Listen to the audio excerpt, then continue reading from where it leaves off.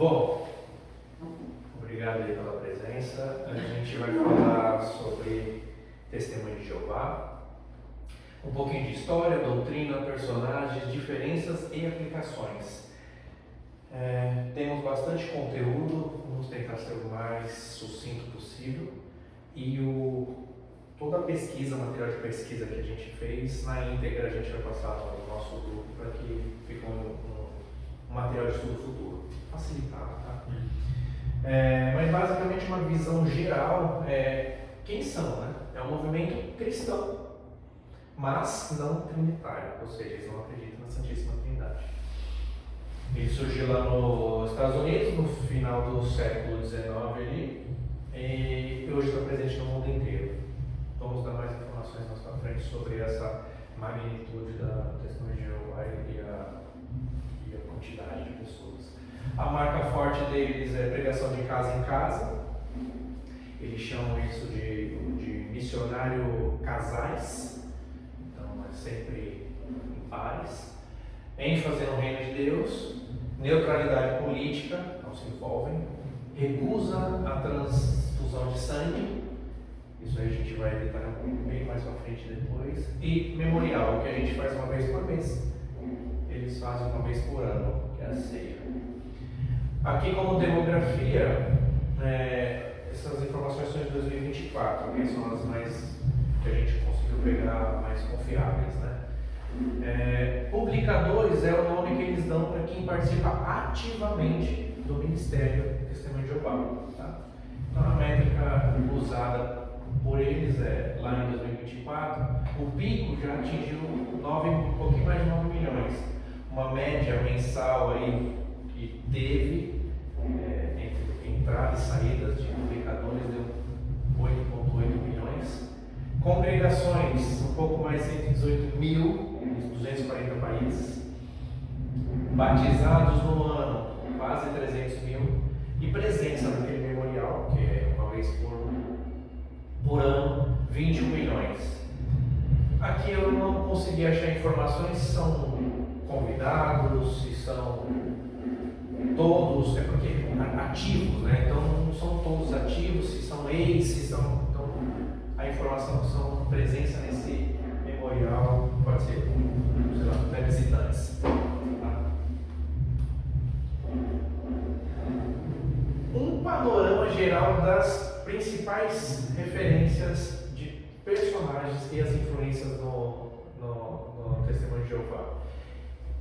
Os principais são esses três. Tem outros nomes no decorrer, vice-presidentes, mas os principais de toda a história, de toda a criação, são esses: Russell, o Rutherford e o Knorr. E depois é o corpo governante, que é como se fosse um governo que eles estabeleceram. Tá?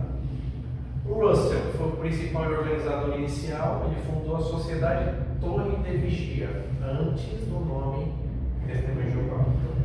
Era só Sociedade Torre de Vigia. Aí depois veio o Joseph Rutherford, lá no o ano dele, né, que sucedeu o Russell.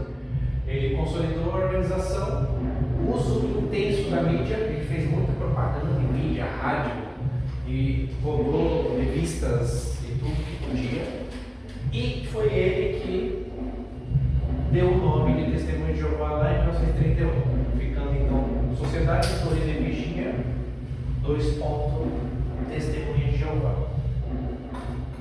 E o Knorr? O Knorr fez a estrutura mundial, foi ele que pulverizou o Testemunho de Jeová. A gente vai ver um pouco mais de números mais pra frente. Foi ele que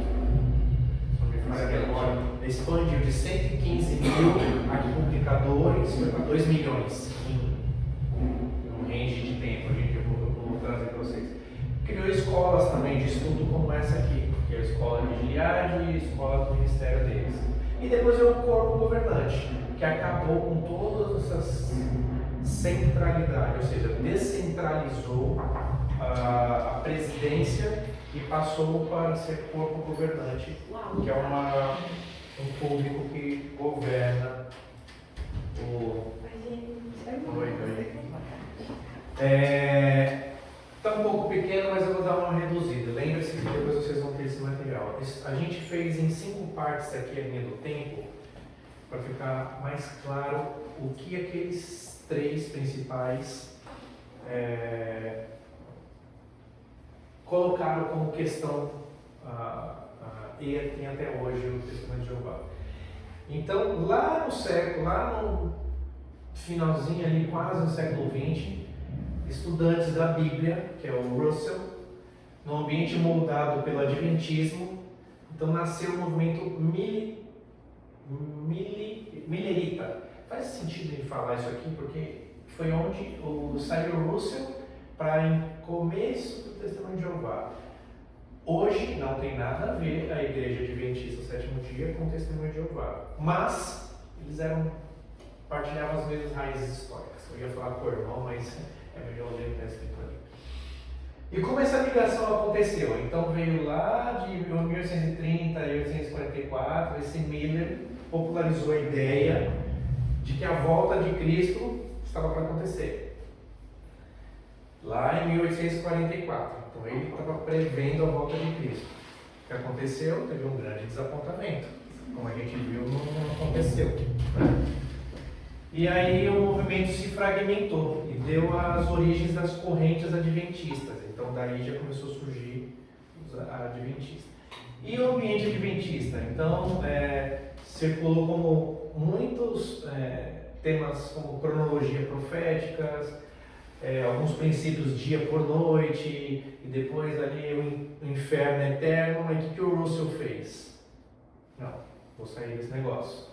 Ele começou seus próprios estudos, a gente vai entender um pouquinho isso mais pra frente. Aí ele já começou a estudar por conta, até porque como de jovem ou criança, o Russell, criança não, mas jovem, ali seus 18 anos, ele tem meio um pouco de aversão ali ao inferno. Ele era de um berço presbiteriano. Exato. E aí ele era presbiteriano, aí a mãe dele morre, aí eles se mudam, ele começa a frequentar uma igreja puritana. Ele era até famoso nas cidades que ele escrevia versículos para tentar converter alguém. E aí quando ele se depara com a ideia de um inferno eterno, de outras doutrinas ortodoxas da igreja, ele meio que rejeita. E aí ele se reapaixona ao cristianismo com a doutrina adventista, nesse ambiente. Exato, e aí volta a falar com a adventista novamente através do Jonas Wendell, que é a sua fé reavivada. Ele estuda com George Storrs, que é um ex-millerita, defensor da imortalidade condicional. E de novo, mais um da Igreja Cristã do Advento, que é o George Stetson. Assim, aqui ele reaviva a fé dele, que ele tinha perdido um pouco aqui para cima por conta dessas confusões que criou na cabeça dele. E aí, qual foi a parceria com o Adventista cronologista? Né? Então, em 76, ele entra em contato com o Barbour, editor da Herald of the Morning, a matriz da matriz adventista, que defendia a presença invisível de Cristo a partir de 1875. Então, esse Barbour, ele defende que Cristo voltou e está invisível desde 1975, atuando aqui, 74. E ajudou, né, a fixar a cronologia que apontava lá para 1914, que a gente vai explicar todos esses números aqui. Por isso que faz sentido deixar essa poluição visual aqui, para vocês entenderem. Lembrando que vocês vão receber tudo isso, mas para vocês decorarem. O que eles apontavam em 1914? Como o fim dos tempos. Acabou. Jesus voltou, foi. Só que o que aconteceu? Não aconteceu. Aí veio a ruptura. Aí o Russell falou: peraí, não quero mais também. Aí criou um novo movimento, que após romper com o Barbour, o Russell lança o Watchtower, que lá em 79, e organiza a Sociedade Torre de Vigia, que a gente começou explicando isso no começo da aula aqui. E lá em 71, não foi o Russell, foi outro, ele deu o nome de Testemunho de Jeová. Então, para vocês entenderem, na próxima a gente vai dar um panorama assim. A Testemunho de Jeová, ele tem uma parte histórica lá com o Adventista, sétimo dia. Depois o Russell, ele vai colocando muito do que ele acredita nessa religião. E aí vai ficando até hoje, no sentido de nós acreditamos no caso na Bíblia, o que a Bíblia fala a gente segue. Ele, o que ele acha, o que ele entende, não gostei do que o rapaz lá da Adventista falou, vou romper com ele. Legal, eu gostei do que ele falou disso. Não aconteceu, não gostei mais. Então ele foi mudando de opinião. E a opinião do Testemunho de Jeová é baseada no que ele acredita. E ele e os seus outros. Uma coisa legal é que nesse Barbour e o Russell era um cara rico, então ele tinha uma loja de roupas, algo para vender coisa de roupa. E aí nessa época, quando ele começa a ter contato com esse Barbour, ele vende tudo dele, pega o dinheiro, pega, sabe, seria o equivalente a, sei lá, quantos milhões de dólares hoje em dia, e começa a investir nesse Barbour para lançar as revistas adventistas, falando essa presença de Jesus, que era uma reinterpretação do que tinha acontecido em 44 dos adventistas, que não aconteceu. E aí quando não acontece em 74 de novo, essa presença de Cristo na Terra, eles meio que se batem. O Barbour, ele aceita que está errado, o Russell não aceita que está errado. E aí acho que começa uma das principais características do grupo é de que tem uma profecia, não aconteceu, reinterpreta a profecia. Fala, não, a gente entendeu errado, vocês entenderam errado. E desde do Russell já tem esse sentimento. Então, fazemos uma profecia, a profecia não acontece. Eles não falam, não, estamos errados. Eles falam, não, vocês entenderam errado. É isso. Não é ele está errado, você que entendeu errado. Aqui a gente vai passar um pouquinho sobre esses três principais, tá? Do Russell, do Ford, do Rutherford e do Knorr. Essa primeira linha é resumo, tá? Milleritas, Adventista, influenciaram o Russell depois estudando a Bíblia, mais tarde chamados de Testemunho de Jeová, tá? Linha do tempo aí. Russell organiza grupos de estudo, ele criou a revista Zion Tower, que via a torre de vigia. Aí o que o Henrique falou, nasceu lá presbiteriano, 18 anos, ele estava insatisfeito com tudo que ele aprendeu lá na presbiteriana, da onde ele veio do lar dele. Então ele começou a conduzir, com 18 anos, grupos de estudo. Ele tinha aversão à doutrina eterna do inferno, que a gente acredita, você aceita Jesus, você vai para o céu, se não aceita Jesus, você vai fogo ardente. Ele tem aversão disso daí. E é o que é englobado até hoje na doutrina dos TJ, isso fica engraçado, né? Dos TJ, dos Testemunhos de Jeová. E aí, em 1974, Cristo reina de forma invisível. A volta de Cristo foi dita por ele e com participação dele nas que ele escreveu e co-editou em 78 e 1914. Vimos que não aconteceu. E na revista Herald of the Morning, que é o Arauto da Manhã, que eles usam até hoje para ver se eles falam muito do Arauto da Manhã, cofinanciados materiais proféticos. Por que eu fiz questão de colocar isso aqui? Porque esses números, essas datas, não foi dita só por ele.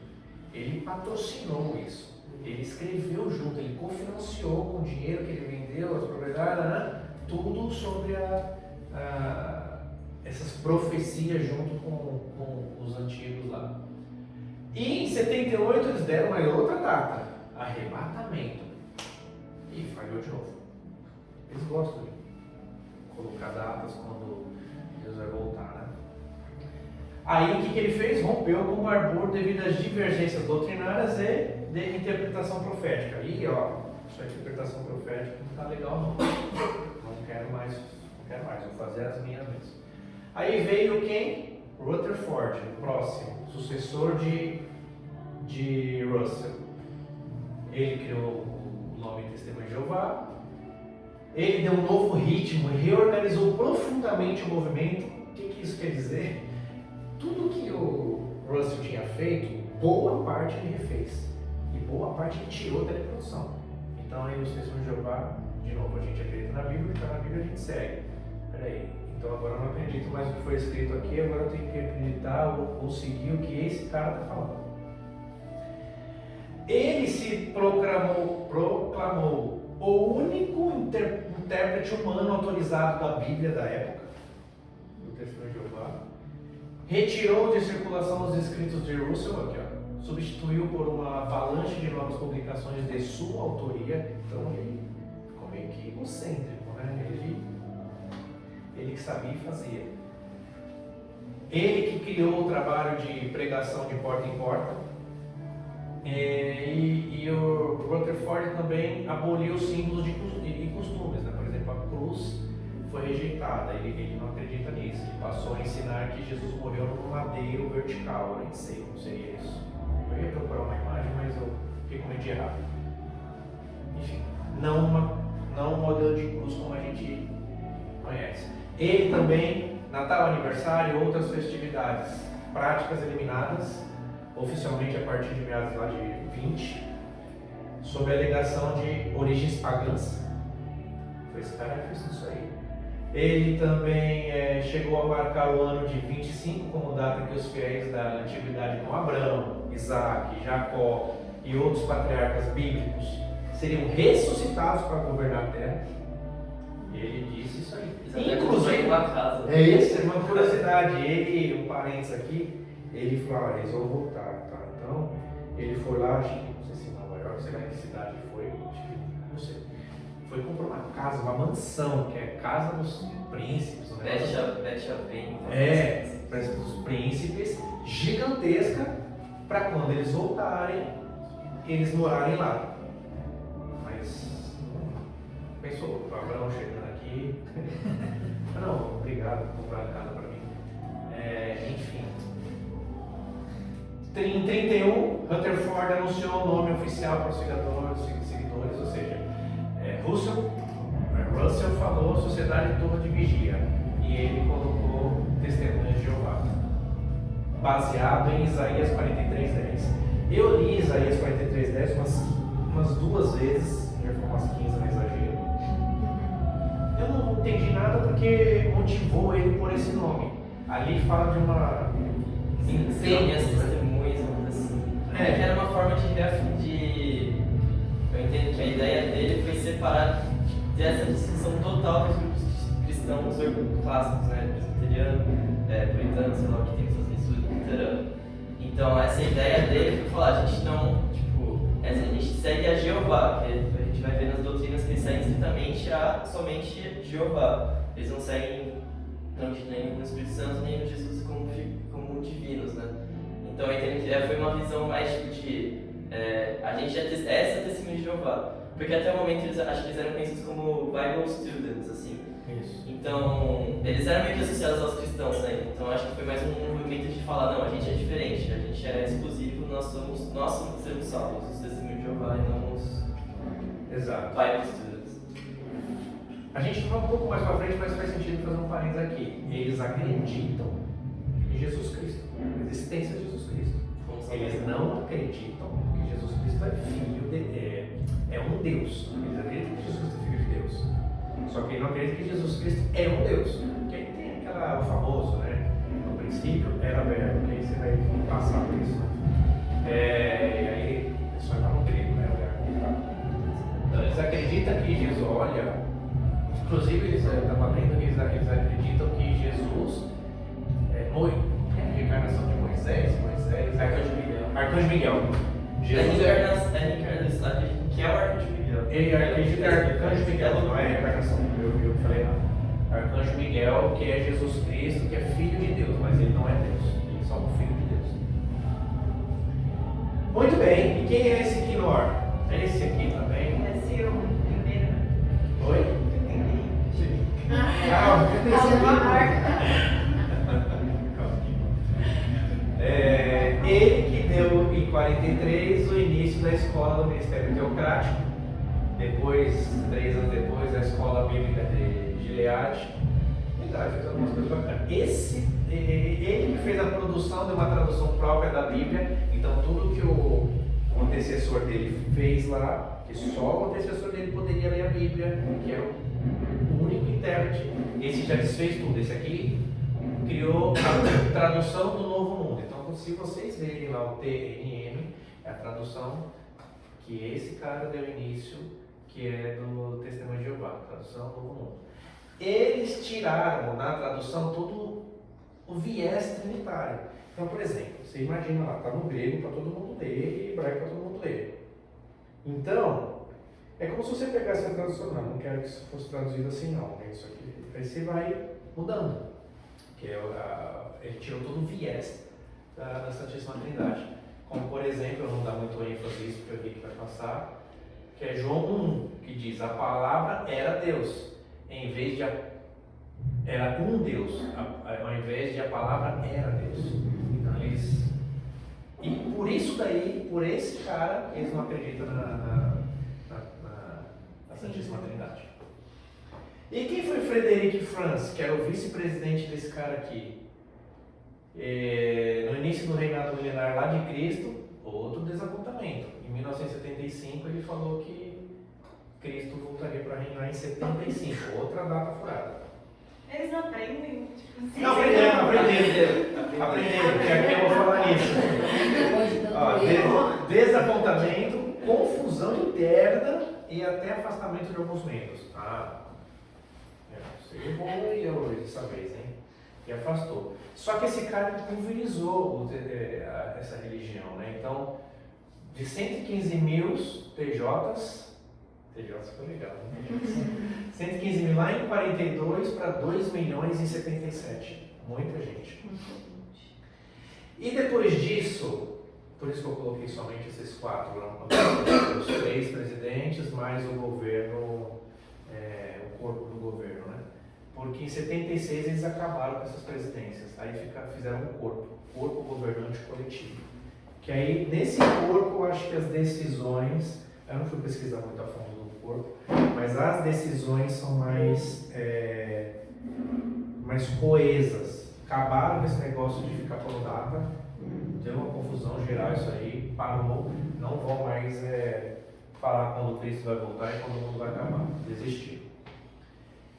E outra relação com a história em geral, o que acontece com os testemunhos de Jeová, visão Estados Unidos, lá em 43, caso Bernadette, liberdade para não fazer juramento à bandeira, marca a liberdade religiosa, então eles têm liberdade para não fazer juramento à bandeira, não podem, porque senão está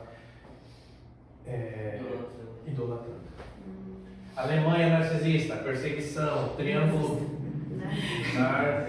narcisista. Alemanha nazista, perdão. Perseguição, triângulo roxo em campos por recusa do culto ao regime e serviço militar. O que é esse triângulo roxo? Eu fui pesquisar, falei, triângulo roxo? É literalmente um triângulo roxo, um triângulo da cor roxa. Todo testemunho de Jeová tinha um triângulo desse. Para destacar que ele era um testemunho de Jeová por recusar os regimes lá do serviço. E na época, né, só uma parênteses, na Alemanha nazista, tinha triângulo rosa, acho que era para homossexuais, triângulo, tinha várias cores lá para fazer acepção de pessoas. Tá? Na Rússia, a Rússia foi um pouco mais grave. Eles têm banimento legal lá. Eles são considerados como ameaça, não é ameaça pública, mas ameaça à lei, a alguma coisa nesse sentido, por conta de denúncias de perseguição por entidades de direitos humanos. E na Coreia do Sul, decisões abriram serviço alternativo para objetores de consciência. Nome bonito, né? Mas cada lugar eles têm alguma coisa, não posso fazer isso. Não, doação de sangue a gente vai falar um pouquinho mais. Doação não, transfusão de sangue, tudo relacionado a sangue. Festas, cada lugar, não posso jurar bandeira, não posso entrar em serviço militar, porque X. Então cada lugar eles são vistos de uma forma. E as convicções, acho que agora é o meu amigo aí, né? Não sei se você vai usar. Acho que vou manter aqui, não sei, eu gosto dos alunos. Tá, então a primeira doutrina que a gente tem nas convicções dos testemunhos de Jeová é que eles seguem o unitarismo. Então, o que é o unitarismo? É o que eles contrapõem o que a gente acredita que o trinitarismo. Então, a gente acredita que Deus é Deus Pai, Deus Filho e Deus Espírito Santo, e eles têm um estrito monoteísmo unipessoal. Então, Deus é somente uma pessoa para eles, Jeová, testemunho de Jeová. Então, eles acreditam que Deus é a única pessoa, que é Jeová. Jesus Cristo e o Espírito Santo, que eu vou entrar depois, não são coiguais a Jeová. Então, para eles existe o Espírito Santo como uma energia, vou tentar explicar isso, e Jesus Cristo como uma criatura e não como criador, não é Deus. E para eles, a Trindade, ela sofreu teve uma influência antibíblica, com influências de religiões pagãs e da filosofia que teve próximo ao período de Cristo. Então, vamos falar que o trinitarismo não está na Bíblia. Então, a gente sabe que a palavra Trindade não está na Bíblia, mas pelo que a gente analisa, a gente avalia, a gente sabe que o Espírito Santo é Deus, a gente sabe que Jesus Cristo é Deus e existe Deus Pai. E que todos, um não é o outro, todos são Deus. E como resposta que a gente poderia dar a eles acerca do unitarismo e da Trindade, que a gente acredita na Trindade, eu vou tentar explorar isso mais falando sobre Jesus e o Espírito Santo para falar que eles são Deus. Mas é interessante que quando eles vão defender essa ideia deles, eles deturpam muito referências bíblicas e referências históricas. Então, uma das coisas que eles fazem, isso que está no site deles, até eles distribuem nos panfletos, um panfleto chamado Deve-se Crer na Trindade, eles deturpam a citação de Hipólito. Hipólito era um pai da igreja pré-niceia. Então, o que significa que ele é pré-niceia? Antes, existiam doutrinas que falavam que Jesus Cristo não era Deus. Então, eles fizeram o concílio de Niceia para falar que Jesus Cristo era Deus. Então, o que eles defendem é que antes desse concílio, os pais da igreja não defendiam que Jesus Cristo era Deus. E eles vão fazer a citação nesse texto deles, que é Deve-se Crer na Trindade, que no texto deles, o Testemunho de Jeová está escrito, eu copiei e colei. Hipólito, falecido por volta de 235, depois da Era Comum, disse que Deus é o Deus uno, o primeiro e o único, fazedor e senhor de tudo, que nada tinha coevo que é contemporâneo, que não tinha nada com ele, mas ele era um só, sozinho, que querendo trouxe a existência que não existia antes, como para o humano Jesus que foi criado. Isso é o que eles falam que o Hipólito falou. Se a gente vai olhar no texto original da citação de Hipólito, Hipólito diz o seguinte: Deus subsistindo só e não tendo nada contemporâneo com ele, determinou que era o mundo, tudo igual. E concebendo o mundo em mente, e legislando e proferindo a palavra, ele o fez. E de imediato ele apareceu formado como tinham agradado. Para nós, então, é simplesmente suficiente saber que nada tinha de coevo com Deus. Então aqui ele está defendendo que Deus ele é autossuficiente, ele não necessita criar algo para criar, ele criou porque ele quis, e assim fez. Ele continua. Ao lado dele não havia nada, mas ele, enquanto só, contudo, existia em pluralidade. Então eles claramente cortam o que eles não querem. Da mesma forma como eles fazem com a Bíblia, eles fazem com a citação de outras pessoas. Então a gente vê, de certa forma, se a gente se imagina o que eles fazem com citações de pais da igreja, imagina o que eles fazem na tradução deles. A gente tem aula sobre a Trindade, então não tem muito o que explorar aqui, acho que vai perder muito tempo nisso. Mas a Trindade, a gente tem que entender que Deus, sendo monopessoal, por assim pensar, de certa forma, como eles defendem, não é um Deus que pode ser autossuficiente. Porque a gente acredita num Deus que é uma pessoa que é comunicador e transmite amor. Então, de certa forma, como que eu vou comunicar, transmitir amor se ele estava só? Então a gente tem que entender que a gente tem um Deus que ele é autossuficiente porque ele é três. Porque a gente tem o Deus Pai, a gente tem o Deus Filho e o Deus Espírito Santo. Porque dessa forma eles se complementam em amor. Então, isso tem aula com o Marcelo sobre a Trindade, que está lá no YouTube, então, para a gente explorar isso. Mas a gente tem que entender que eles defendem isso, eles não acreditam na Trindade. Como eles não acreditam na Trindade, o que vai influenciar? A crença que eles têm acerca de Jesus. Então, o que eles acreditam acerca de Jesus é que Jesus é uma criatura e criador. E o que eu quero dizer com isso? Para eles, Jesus não é Deus, mas sim a primeira e a maior criatura que Deus fez. Eles vão defender isso com base falando que Jesus é o primogênito da criação, o texto que fala disso, e que nenhum compreensão vai falar que ele é o princípio de todas as coisas, que eles interpretam de forma errada. Então, para eles, Jesus é a primeira criatura, e Deus utiliza de Jesus como um meio, como um agente para criar todas as coisas, como a gente vê em Colossenses, que a gente vê em outros textos. Para eles também, Jesus é o arcanjo Miguel. Então, eles veem alguns textos e definem que Jesus era o arcanjo Miguel, que aparece no Antigo Testamento, que ele vai falar que o arcanjo Miguel era o príncipe dos anjos, então Jesus, como sendo a primeira criatura, seria esse príncipe, então ele seria o arcanjo Miguel. Deve ter mais teoria embaixo assim, mas eu tentei não estudar porque não tem muito sentido. Então, para eles, Jesus ele foi totalmente humano, perfeito e sem pecados. Então, voltando, então, o arcanjo Miguel, ele se encarna se faz homem através do nascimento virginal de Maria. Jesus foi totalmente humano, perfeito e sem pecados. A sua morte foi sacrificial e proveu o resgate pelos pecados da humanidade. Ele ressuscita, mas em espírito. Eles não acreditam que Jesus ressuscitou com um corpo físico, com um corpo glorificado. Na crença deles, Jesus ressuscita, mas em espírito, voltando ao que ele tinha antes como arcanjo Miguel, um corpo espiritual. Então, era arcanjo Miguel, espírito, se faz homem. Jesus morreu, ressuscita, mas ressuscita no mesmo estado que ele estava aqui, não volta ao corpo físico.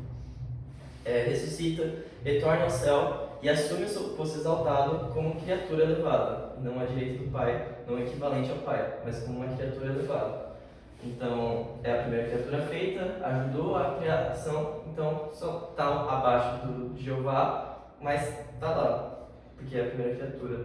E eles defendem isso falando que é o primogênito, o princípio da criação. Então, o primogênito, eles usam de textos como Romanos, de Colossenses, de Hebreus e Apocalipse, em que eles pegam e definem, primogênito, então é a primeira criatura criada, então, como tal como o primeiro filho que nasce.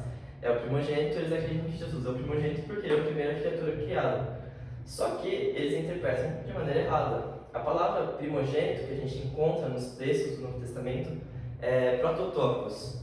Essa palavra, normalmente, na maioridade dos casos, ela é utilizada, prototokos, de uma maneira, num termo de uma posição jurídica. Então, a principal base que a gente tem para isso são os filhos de José do Egito. Então, José tem 2 filhos, que é Manassés e Efraim. Manassés, de certa ele é o primogênito porque ele nasceu primeiro. E isso a gente encontra em Gênesis 41. Só que quando a gente vai para Gênesis 48, usa a palavra prototokos para falar sobre Efraim, que é o segundo filho dele. Por quê? Não é o que nasce primeiro, é uma posição jurídica. Deus decidiu que Efraim seria o primogênito e assim foi feito. Então, prototokos é muito mais uma questão de que Jesus não é o primeiro a ser criado, é mais uma questão que Jesus é o herdeiro de tudo que existe.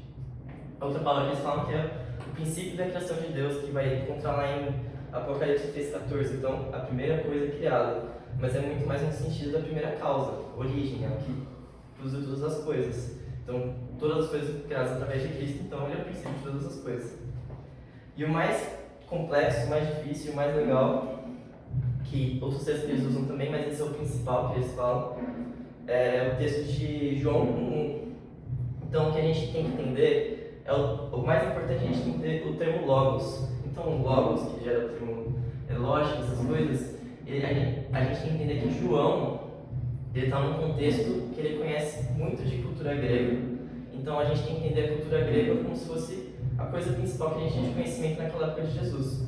Então, você queria falar uma linguagem que fala para os outros, era no grego. Então, da mesma maneira como já foi o francês e hoje em dia é o inglês, a linguagem acadêmica, antes era o grego. Então, ele pega o termo do grego e é um termo que foi utilizado de diversas maneiras na filosofia grega. Ele foi gerado por Heráclito, que ele era um filósofo pré-socrático e que a crença dele é que ele via um mundo como se fosse dinâmico. Então, da mesma maneira que você tem o quente, você tem o frio, esse frio vai ficar quente, ele acreditava que as coisas, uma coisa estava boa, outra coisa estava ruim, ele acreditava nesse mundo dinâmico que estava o tempo todo se alternando. E a lógica, o que regia essa alternância entre os estados, era o Logos. Então, o Logos era um princípio cósmico que trazia ordem ao universo. Para os históricos, o Logos era que permeava todas as coisas e provia o padrão de conduta racional para o homem.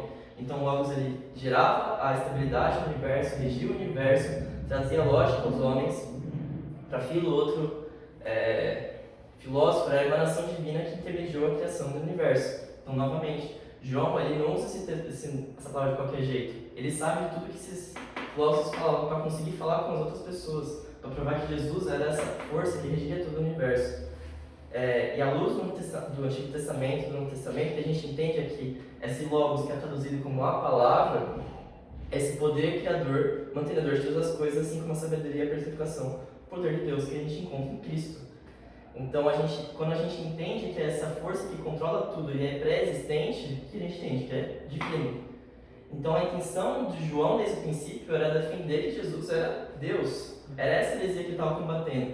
E eles pegam um texto que João está falando contra a heresia, de não acreditar que Jesus é Deus, e para defender que Jesus não é Deus.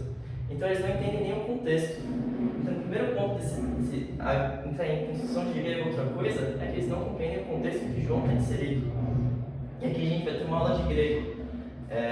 aqui está mais fácil de ler. Então esse texto ele se lê. É o texto de João 1, né? Então, o principal era a palavra estava com Deus e a palavra era Deus. Então aqui a gente se lê Enarre, Logos, então no princípio era o Logos, a palavra, Kai é o E, então, e o Logos estava diante de Deus e o Logos era Deus. É um idioma flexível, então não tem que seguir uma estrutura certa. Então o Logos pode vir aqui, então a construção se mantém. Que quem define é a construção, que é a terminação. Então o que a gente tem que entender? A gente tem que entender linha por linha.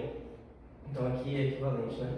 Então aqui na primeira linha a gente tem o Enarre, que é... Então essa palavra aqui, se a gente for olhar, é origem de palavras como arqueologia. Então é essa coisa do princípio. Essa expressão que a gente tem aqui no Enarre, ela é uma expressão que a gente encontra em Gênesis 1:1 da Septuaginta. A Septuaginta é a tradução que Jesus tinha acesso do Antigo Testamento, só que em grego. A invés de hebraico estava em grego. E João tinha acesso, tal como Jesus já tinha acesso à Septuaginta, essa expressão que encontra aqui. Então, uma clara referência a Gênesis 1:1. Então, aqui está falando, no princípio, o Logos já era, essa palavra já era. Ou seja, no início de todas as coisas, lá em Gênesis 1:1, que ele está referenciando, o Logos já era algo. Então, ele é divino. Então, ele é pré-existente, ele já existia antes da criação. E a gente segue a próxima linha. E o Logos é em prós ton theon. Então, o Logos, esse em prós, estava diante, estava mediante theon, Deus. Então, essa palavra estava diante de Deus, estava junto com Deus. Então, a ideia de João aqui é falar que, da mesma maneira que eles estavam juntos, então eu estou aqui com o Renan, estou próximo do Renan, mas somos pessoas distintas. Então, o que ele está querendo falar aqui? Que esse Logos, ele tinha uma relação com Deus, mas eram pessoas distintas. Então, eles estavam juntos, associados, mas distintos. E aqui é onde causa o problema, onde eles vão trocar a tradução. Então, quando a gente fala que a palavra era Deus, eles vão falar que uma palavra era um Deus. E por que eles fazem isso? Aqui essa linha é até fácil de entender. Então, a única palavra aqui que lendo assim mais ou menos não dá para saber é o em. O em aqui é um verbo de ligação, então é o verbo ser. Então, aqui é e Deus era o Logos. Então, a construção que a gente tem aqui, que eles vão defender, é que porque aqui no Theos a gente não tem um artigo, eles vão falar que então, se não tem um artigo, é algo indefinido. E se é algo indefinido, é como se fosse um Deus minúsculo, né? Então, essa é a defesa deles. Eles falam que como não tem um artigo aqui, então quer dizer que não é algo definido. Então, eles vão usar o um. Só que eles vão fazer essa interpretação. Primeiro, eles ignoram o contexto, como eu falei. Então, primeiro de tudo, para você entender um texto no grego, em língua morta, você entender o contexto. Se você não entende o contexto, você não está entendendo o que está acontecendo. Então, eles ignoram o contexto completamente. Outra coisa que eles ignoram, que é a regra de Koa. A regra de Koa aí vem para uma questão de português, grego, que é loucura. Se não entendeu, beleza, segue o jogo. Então, ele vai dizer o quê? Quando um predicativo nominativo, então o predicativo nominativo, ele é um substantivo que vai dar uma qualidade a algo. Então, eu falo, o Henrique é aluno. Então, a gente tem o Henrique, um substantivo, aluno também é um substantivo. Só que a gente tem um verbo de ligação no meio que vai definir aluno como se fosse um adjetivo. Então, um predicativo nominativo é como se fosse um adjetivo, só que é um substantivo. Vai falar como um predicativo nominativo anatro, então, que não tem um artigo, com o theos aqui, então, theos a gente tem que ver que é um predicativo nominativo, ele está dando uma qualidade. A regra dele diz, quando um predicativo nominativo anarco posicionado antes de um verbo de ligação, geralmente é definido quando o sujeito tem artigo. Então, o que essa regra quer dizer? Que essa palavra aqui, esse substantivo theos, como ele não tem esse artigo e ele está antes de um verbo de ligação, não quer dizer que ele é indefinido. Quer dizer que ele é uma qualidade. Então, logos é qualificado como theos. A palavra é qualificada como tendo algo divino. E é interessante que essa regra, eles vão falar que não é válida, só que ela é utilizada em outros textos que não fazem sentido sem essa regra.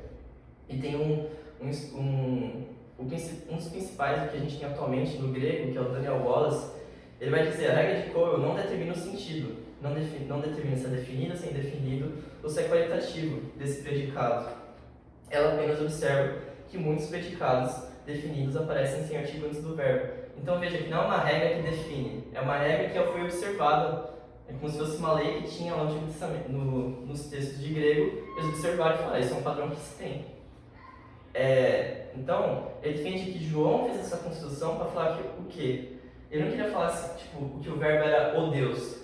Porque a partir do momento que você fala que o verbo era o Deus, a gente entra numa heresia que é o modalismo. O modalismo, o que ele defende? Que Deus Pai, Deus Filho, Deus Espírito Santo são representações diferentes, manifestações diferentes da mesma coisa. Então, é como aquela questão que falam do sol. É a luz, é o calor e é o que você observa. Mas não é isso. Isso aqui está errado, é a crença do modalismo. Porque é tudo a mesma coisa, só que representações diferentes. A gente não acredita nisso. Deus Pai não é o Espírito Santo não é o Filho, o Filho não é o Pai. E são pessoas diferentes, mas todos são Deus. Difícil de entender, mas é isso. E a gente, quando a gente se não colocasse, fosse indefinido, o verbo era um Deus, a gente entra ou no politeísmo ou no que os testemunhos de Jeová acreditam. Então a ideia de João trazer aqui é que o verbo era divino, ele tinha a qualidade de divino. Então ele compartilha da essência do divino, mas ele não era o total também. Então é interessante isso, porque se ele falasse, era o Deus, então somente o Logos é Deus. Mas se ele tem a qualidade do divino, a gente entende que tem Deus Pai e tem Deus Espírito Santo também. Exato. Então ele compartilha da essência divina. E aí, para terminar essa parte, tem um estudioso da Bíblia que vai dizer o seguinte, para tentar resumir tudo. O Logos estava com Deus, estava próximo com Deus. E o Verbo era Deus, Theos e Logos, que a gente tem aqui. O Verbo era a divindade, mas não era completamente igual à divindade. O artigo definido somente é utilizado com o vocábulo Logos. Se João tivesse utilizado o artigo definido também com o vocábulo Theos, teria dito que tudo que Deus é o Logos. Então entenda, se eu estivesse dizendo que, como definido, ele ia dizer Deus é o Logos, eu estou igualando. Mas ele vai dizer, Theos teria dito que também é o Logos. O Logos também é uma identidade exclusiva, então se tivesse que era o Deus, é uma identidade exclusiva. Mas aí ele fala, da forma como está, ele está declarando que tudo que o verbo é Deus. Então o verbo é Deus.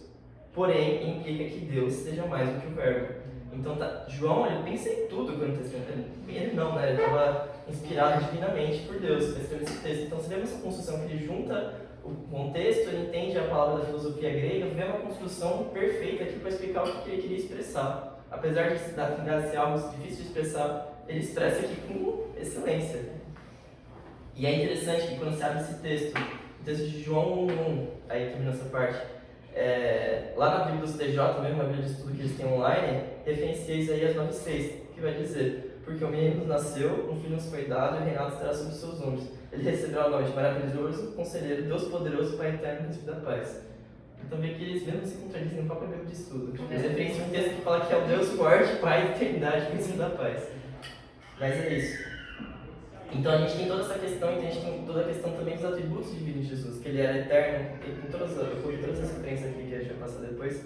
Ele era eterno, autoexistente, onisciente, presente, imutável, onipotente, sábio, glorioso, verdadeiro, sem pecado. Ele realizava coisas que somente Deus poderia realizar, que ele era criador, que ele era o governador da criação, o salvador que perdoava pecados e aceitava a adoração.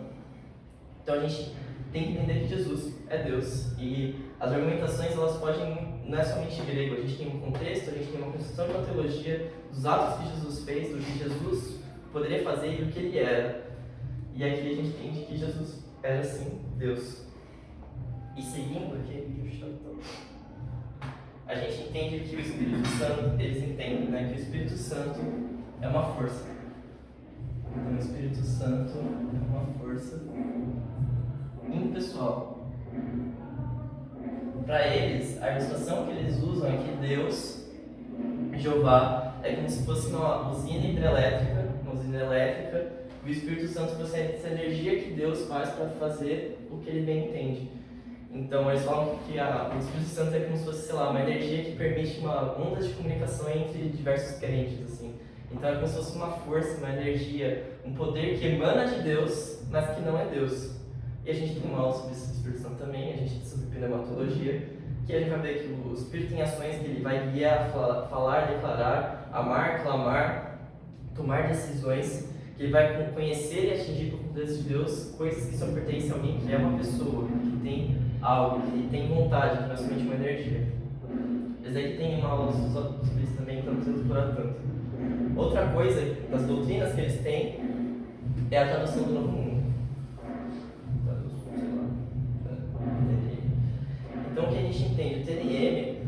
justificativas para eles começarem a fazer esse texto, as justificativas deles, não que é a intenção de fato que eles parecem ter demonstrado, mas a justificativa que eles deram é que era uma purificação linguística. Então eles queriam colocar Jeová nos locais onde tinha o tetagrama que é o YHWH, que seria o nome de Deus que a gente tem no hebraico, os 4 caracteres do hebraico, que é o Yahvé, que ninguém sabe como que é a pronúncia certa, mas eles definem que os lugares onde tinha isso, os judeus tinham colocado o Senhor no lugar, uma forma de preciosismo, se dá a palavra certa para isso, que eles tinham essa valorização do nome, que era o nome santo, para eles colocar um Senhor no lugar onde tinha esses textos. Só que quando a gente abre o Novo Testamento, a gente, em nenhum momento os autores do Novo Testamento usam esse tetragrama, eles usam a palavra Kyrios, que é para Senhor. Então, a primeira justificativa deles já não faz sentido. A outra justificativa deles que o Marcos falou era para remover doutrinas falsas e essas distorções trinitárias. Então, não concordo com isso, então vou tirar. E é o que eles fazem exatamente aqui. Que outros textos também, né? E eles vão falar que foi uma tradução que foi feita sob iluminação espiritual. O que a gente vê na história é que, acho que foi o Knorr que fez, né? Foi o Knorr e mais algumas pessoas que fizeram essa tradução, e aí começam algumas críticas, que foi uma produção anônima. Então, de certa forma, a gente tem uma falta de transparência. A gente não sabe quem traduziu, não sabe como que eu vou falar, não, eu acho que isso aqui está errado, porque eu não sei quem é. Então, existe uma forma de transparência e até uma formação inadequada no grego, hebraico e aramaico. Então, até o próprio Knorr, ele reconhece, em um certo momento, que a gente estava falando em algum lugar, ele reconhece que o grego dele era limitado. Então, o cara, ele sabe que o grego dele é limitado e ele se propõe a fazer uma tradução do Novo Testamento sem conhecer nada de grego. Loucura. Então, a gente já entende o que era a intenção deles de fato, né? Então, a gente também tem uma alteração de textos centrais para sustentar a doutrina deles, como João 1 e outros diversos textos, e que quem determina como que se interpreta os textos bíblicos não é o próprio crente. Não é o crente lendo a sua própria Bíblia em casa. É a Torre do Vigia, que é a editora deles, a Torre do Vigia que determina a interpretação do texto. Então, a gente vê aqui claramente um controle doutrinário sobre as pessoas. Eu não posso interpretar livremente. Quem interpreta é a Torre do Vigia, comandada pelo corpo governante. E você só pode acreditar no que a Torre do Vigia fala para você acreditar. Você não pode ler por si só e tirar suas conclusões. Não tem um debate livre. Sim. E se você vai contra, você sofre, que eu vou entrar mais tarde, do ostracismo religioso, que eles simplesmente te abandonam. Eu ia perguntar isso. Então, por exemplo, aqui dentro, por exemplo, tem calvinista e arminiano. Todo mundo acredita. Lá, no caso, se alguém diverge nisso... Exato. Tipo, por exemplo, beleza, eu sou calvinista, meu tio Eduardo, ele é arminiano. Beleza, eu estou na mesma igreja, da minha família ainda, não odeio ele, não saio na mão com ele, é meu pastor. E se eu levar alguma coisa que é besteira, sei lá, tá pregando, não necessariamente ligado com calvinismo e arminianismo, sei lá, tá pregando e fala uma besteira. Eu, como membro dessa igreja, eu tenho direito de ficar no meu tio e falar, tio, você falou besteira. E se ele não aceita, se a Bíblia, que vai definir o que tá certo e errado, não é meu tio, é a Bíblia. Isso não acontece neles, porque o governante controla, e é o ostracismo religioso. Então, a gente pensa, beleza, eu nasci, sei lá, nasci numa família que todos são testemunhos de Jeová. Eu vou contra a doutrina do testemunho de Jeová, o que acontece comigo? Todo mundo me abandona, todo mundo me ignora. Então, é isso que acontece em muitas seitas, você ter esse controle sobre as pessoas. E é isso muito que acontece aqui nesse testemunho de Jeová, pelo corpo governante. Então, como o Marcos falou, eles tiraram aquela bagunça que eles tinham de cada um definir o que era e criaram o corpo governante. O corpo governante é um grupo de número limitado, composto por homens, de 8 a 10 pessoas, hoje em dia, não sabe direito. E eles, no Sentinela lá, que é o jornalzinho diário deles, diz o seguinte, que eles são considerados o canal de comunicação de Jeová com o seu povo. Então, quem transmite não é a Bíblia, não o que foi revelado aos apóstolos, é o que o corpo governante define. Então, todas as decisões doutrinárias, interpretações bíblicas, políticas internas e procedimentos disciplinares emanam exclusivamente desse grupo de 8 a 10 homens na cidade de Warwick, Nova York, onde eles estão sentados hoje em dia. Então, eles vão fazer a orientação de obedecer, e existe uma orientação de obedecer sem questionar as diretrizes do corpo governante, porque se eles definem o que Deus quer, se você desobedecer, você está desobedecendo a Deus. Então, existe uma orientação de você obedecer a eles sem questionar, porque é uma obediência que é vista como obediência ao próprio Deus. Então, a gente vê aqui que eles têm autoridade sobre a doutrina bíblica, sobre a produção e aprovação de toda a literatura que eles têm do Sentinela, que é o jornal deles, nomeação de anciões, superintendentes, conduta moral e disciplina, regras de convivência, até decisões pessoais. como ensino superior, serviço militar, transações políticas. Então, eles têm controle sobre o que você vai fazer no seu dia a dia. Exato, e contribuindo com isso, agora no último dia 2, dia dos finados, teve uma manifestação de ex-testemunhos de Jeová no Brasil inteiro, pode procurar nos principais jornais, onde eles falam sobre o que o Rick falou, afastamento de famílias, porque um decidiu não ser mais testemunho de Jeová.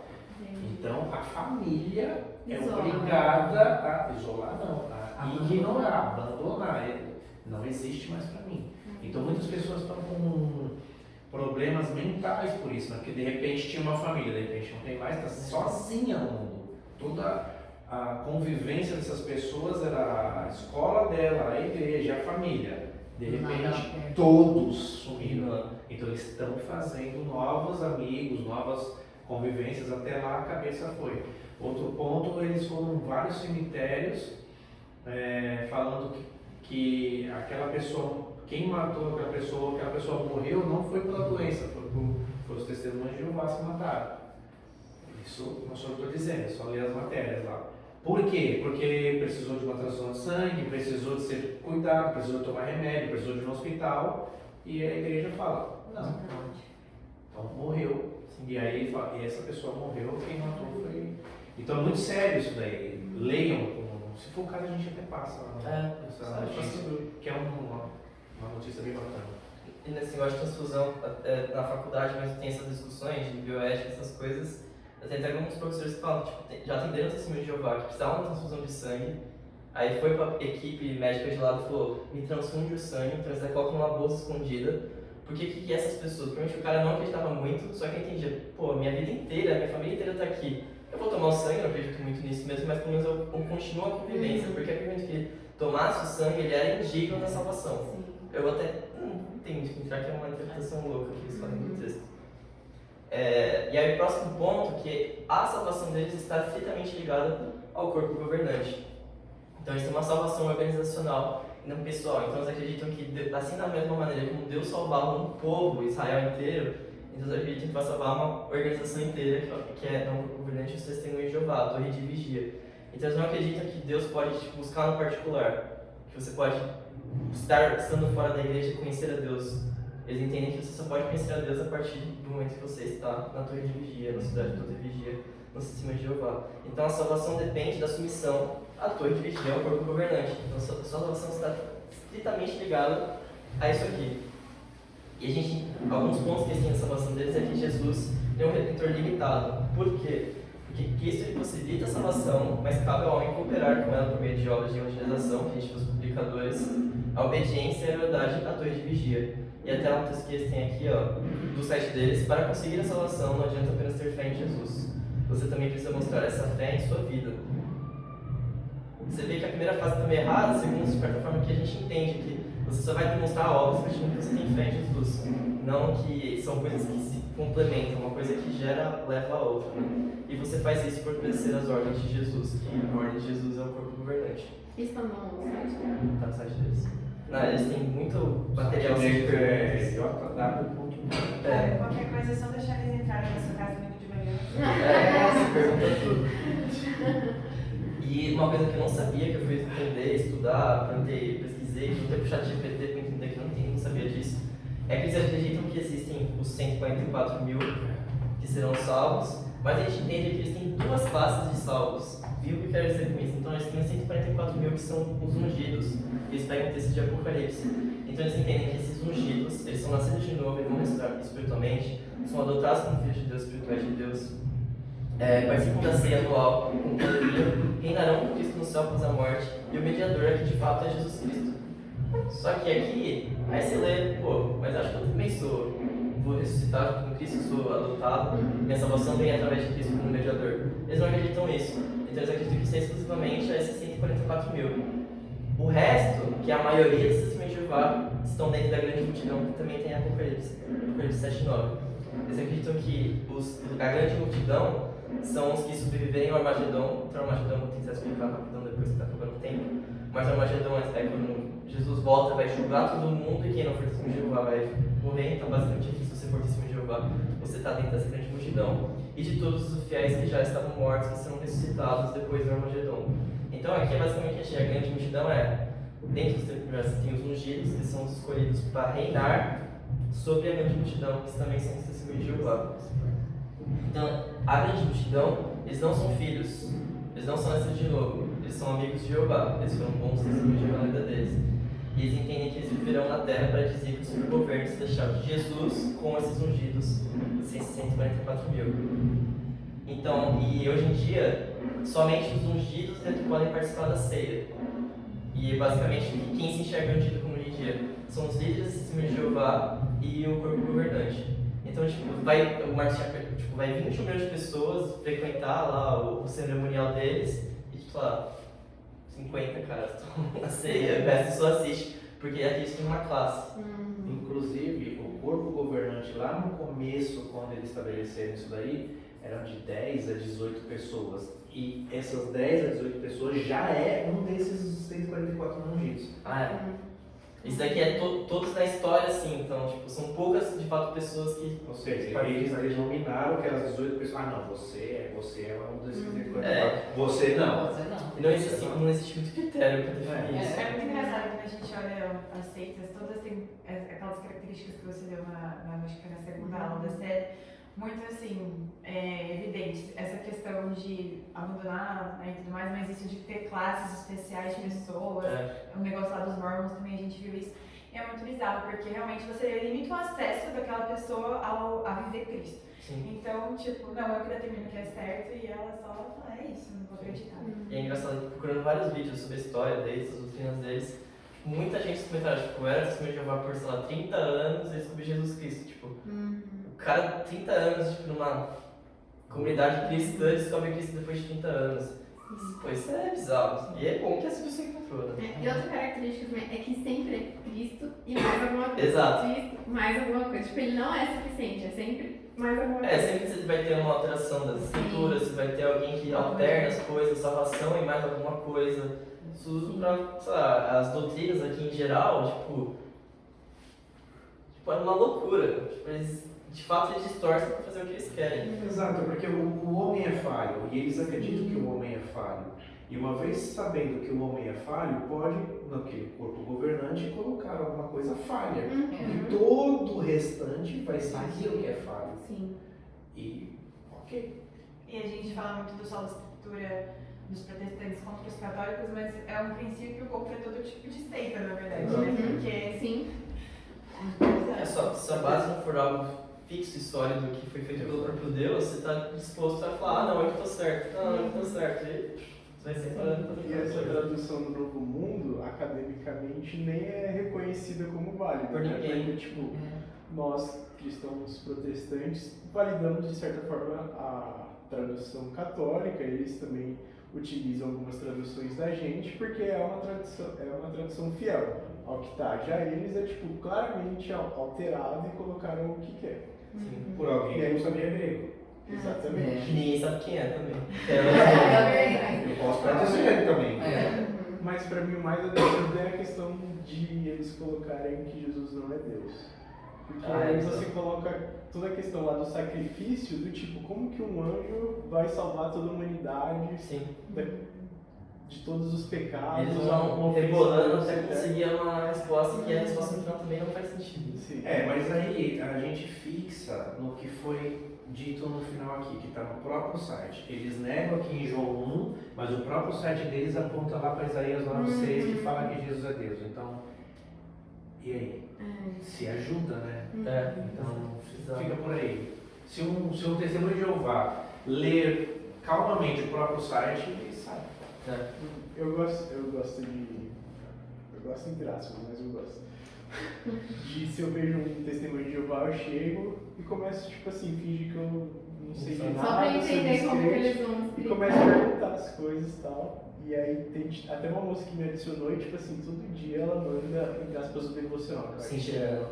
É o Sentinela.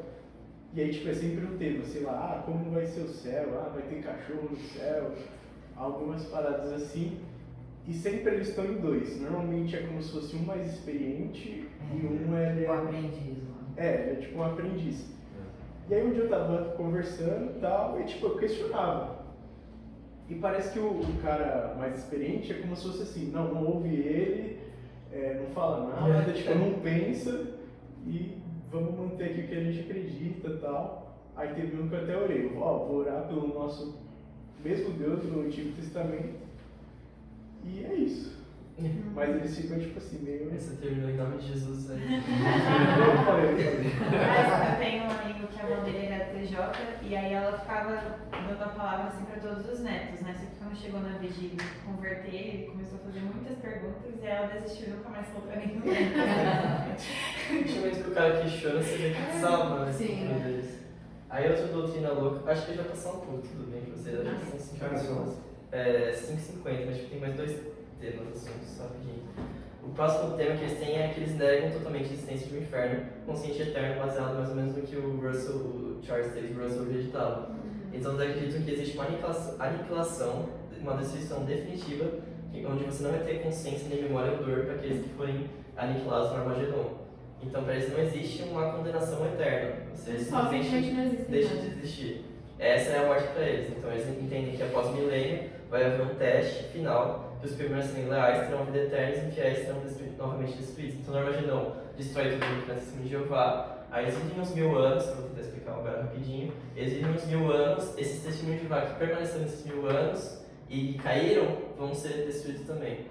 Só que isso daqui é bizarro porque a partir do momento que você entende que o pecado é uma ofensa contra Deus, que é um ser eterno, a consequência perante isso tem que ser eterna. Então não faz sentido no sentido da justiça de Deus, da santidade de Deus, de simplesmente falar deixar de existir. Então o que eu sempre falo para os adolescentes quando eu estou dando aulinha é tipo, beleza, eu dei um tapa na cara do Dudu, meu primo. A consequência para isso vai ser uma. Dei a cara na cara do Rio, que é policial. A consequência vai ser outra. Dei um tapa na cara do rei da Inglaterra. A consequência vai ser outra. E eu cometi um pecado contra Deus, qual vai ser a consequência? Uma consequência eterna. Então a consequência do pecado, da minha atitude, sempre vai ser equivalente ao tamanho da autoridade. Dudu sem autoridade, líder de nós, meu primo e Deus do universo, uma autoridade máxima e eterna, vai ter uma consequência eterna. Então não faz sentido também. O que a gente tem na Bíblia não tem inferno. E a escatologia deles que é louca, que tem todas as interpretações cronológicas deles. Então as interpretações deles são interpretações de Daniel Apocalipse, misturada com cálculos, baseado em dias proféticos, que equivalem a 0 Marcos tem aí. Vocês veem. Deu choque? Mano, deu choque. Caramba, deu choque. É isso aqui, ó. Ixi, isso aqui. Acho que nem entrar muito, Com choque eu fico falando mal dos caras. mas é muita loucura. Então, basicamente, a escatologia deles é baseada nisso. Então, eles têm essas diversas datas deles, mas o que eles interpretam mais ou menos? Então, teve lá o erro lá de William Miller, em 1844, falando que Jesus ia voltar, Jesus não voltou. E aí eles corrigem. Você escutou? Você foi o primeiro e esse? Mano, você tá deixando lá.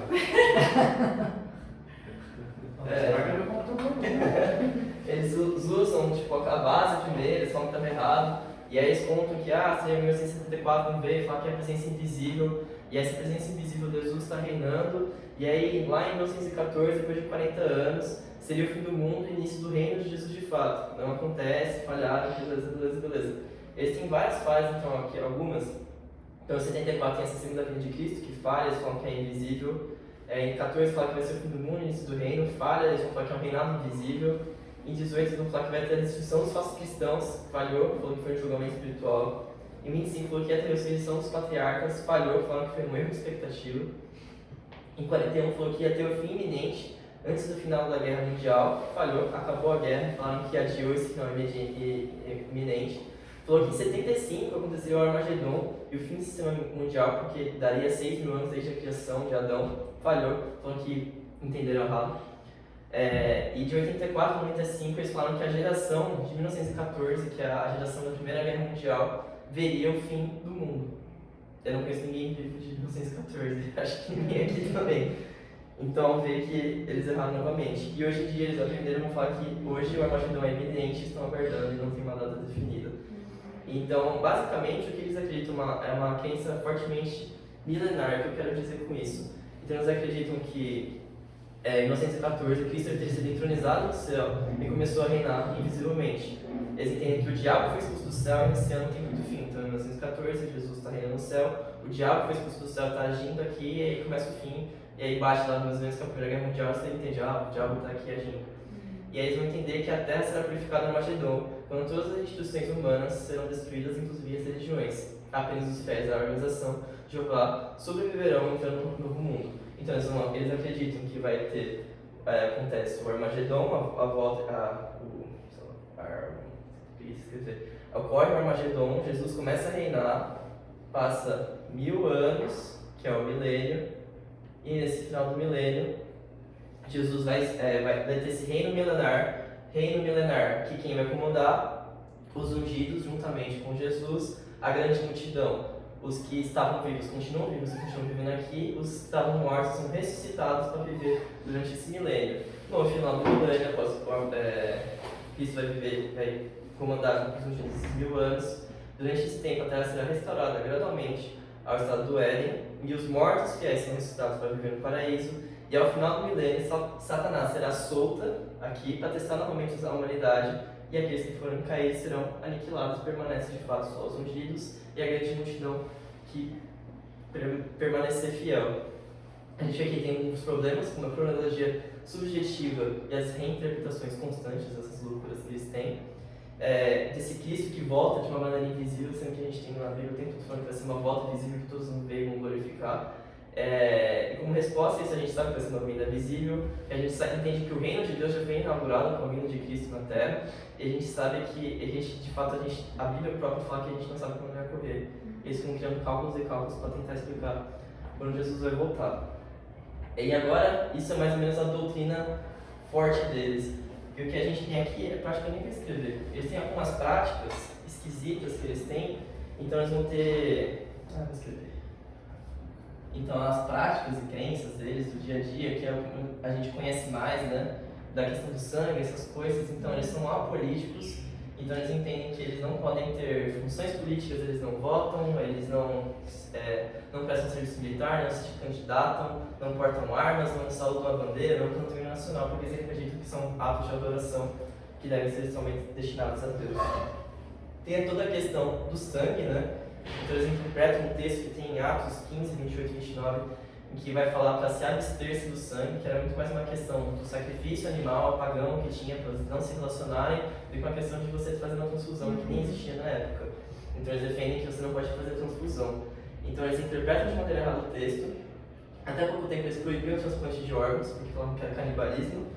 Liberaram. Aí hoje em dia eles liberam, eles também não permitiam vacina, agora liberam. Mas uma pergunta, 50. eu acho que eu vou polemizar, acho que não tem mais tempo, mas como que você falou de órgão? O que você falou? Transplante de órgão. Não sai sangue. Exato. É que Exato. então, ligado a isso. Continua. Não, mas ligado a isso, eles só fazem pensar, entende? eles tentam desenvolver muitas técnicas para você evitar, então, beleza, não, isso aqui a pessoa está chocando. Chocando é você tá com hipovolemia, tá faltando sangue, seu corpo tá mal. Porque eles tentam criar técnicas e defendem essas técnicas são melhores dentro da questão médica, vão falar que é melhor, mas todo mundo sabe que é melhor uma bolsa de sangue do que você fazer tudo. Você vai fazer um transplante de coração, mas não vai ser uma gota de sangue. Não vai Eles ter. pensam só assim, eu quero mandar. Não vai entrar nenhuma gota de sangue a mais uma pessoa que está recebendo esse transplante. E vice-versa. Não faz sentido. E eles tentam ficar driblando essas coisas. E hoje em dia eles liberam até alguns componentes fracionados de sangue. Quais são, não sei. Como que eles definem isso com base na Bíblia, não sei. Eles têm a questão do ostracismo religioso, que é uma das características das seitas, que os membros que cometem pecados graves ou discordam abertamente das doutrinas, eles vão ser desassociados, então você é ligado à sua família, eles incentivam você não ter contato com quem não é testemunho de Jeová.